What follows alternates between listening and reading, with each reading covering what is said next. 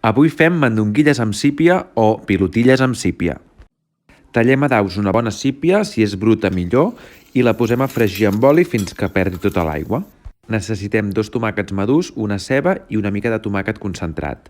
Posem a sofregir la ceba, que a poc vagi fent, i quan la ceba estigui feta també hi afegirem el tomàquet pelat i sense llavors.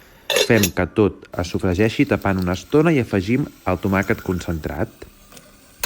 Quan tenim el sofregit fet hi afegim la sípia un altre cop, remenem, salem i ho cobrim amb aigua i ho taparem durant mitja horeta. Mentrestant fem les mandonguilles amb carn picada, all i julivert, el pa remullat amb llet, una mica de sal i pebre i afegim també l'ou. I això ho remenem ben remenat i formarem les mandonguilles que enfarinarem i les fregirem a part. Posem les mandonguilles a l'olla i les integrem bé. I mentrestant farem una picada amb alls i ametlles i una mica de vi ranci. I aquesta picada la posarem 5 minuts o 10 abans de parar el foc.